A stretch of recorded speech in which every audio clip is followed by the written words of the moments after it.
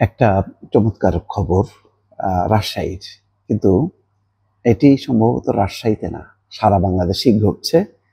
তার একটা চমৎকার একটা নমুনা রিপোর্ট তুলে ধরেছে প্রথম আলো। সেটি হচ্ছে লিটনকে ফুলের তোড়া, বিএনপি নেতাকে মালা দিয়ে রাজশাহী অ্যাসোসিয়েশনের দোকান দখল। যেই ব্যক্তি লিটনকে ফুলের তোড়া দিয়ে সম্মান জানিয়েছিল, শুভেচ্ছা জানিয়েছিল, সেই একই ব্যক্তি বিএনপি নেতাকে ফুলের মালা দিয়ে রাজশাহী অ্যাসোসিয়েশনের দোকান দখল করেছে। সাবেক মেয়র এইচ.এম. কামরুজ্জামান লিটনকে ফুলের তোড়া দিচ্ছেন আশিকুল ইসলাম।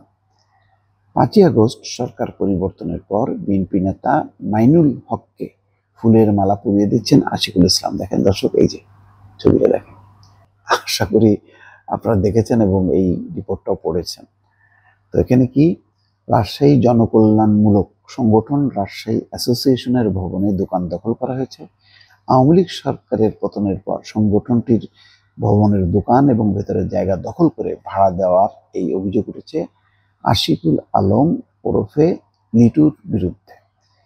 আসলে এটাই দেখা যাচ্ছে যে সারা বাংলাদেশের চিত্র বললাম কেন, সব চিত্র তো আর খবরাখবর গণমাধ্যমে আসে না।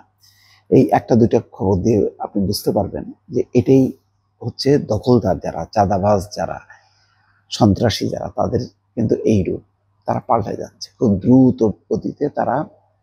প্রথমে তারা মনে করেছিল এনসিপি বোধহয় একটা সরকারি দল হবে, প্রথমে এনসিপিতে ঢোকার চেষ্টা করে, পরে এনসিপি দেখে যে না, এটা তো খুব একটা জোট না, আস্তে করে ঘুরে তারা এখন বিএনপির মধ্যে ঝাঁকে ঝাঁকে ঢুকছে।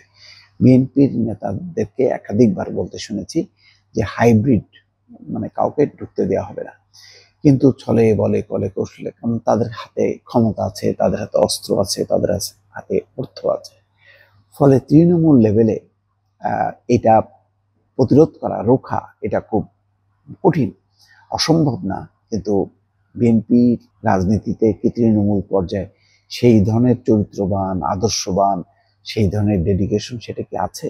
সেটা তো যথেষ্ট পরিমাণ নেই। যদিও তারা গত 15 বছরে আন্দোলন সংগ্রাম লড়াই করেছে, এখন তারা মনে করছে যে এখন আমাদের সেই যেই ক্ষয়ক্ষতি হয়েছে এখন আমরা উপভোগ করব বা ভোগ করব, এরকম ঘটনা কিন্তু এখন ঘটছে, সমস্ত জায়গায় ঘটছে। রাজশাহীর এই ঘটনা যে লিটনকে ফুলের তোড়া দিচ্ছে আর মাইনুলকে এখন মানে ফুলের মালা দিয়ে আলটিমেটলি সে কিন্তু দখল করছে, সে তার উদ্দেশ্য চরিতার্থ করছে। এখন বিএনপির নেতা, এনসিপির নেতা হোক, জামাত নেতা, একমাত্র তারাই পারে এই সব যে মানে নতুন সব মুখ যেগুলি তাদেরকে খুব অভিবাদন জানাচ্ছে, শুভেচ্ছা জানাচ্ছে, তাদেরকে রোখা। এবং আমার শঙ্কা যে আগামী নির্বাচন আসতে আসতে বহু এই ধরনের অপরাধীরা, যারা সন্ত্রাসের সাথে, চাঁদাবাজের সাথে, দখলদারের সাথে যুক্ত, তারা কিন্তু ঢুকে পড়বে। ইতিমধ্যে ঢুকে গেছে, অনেকে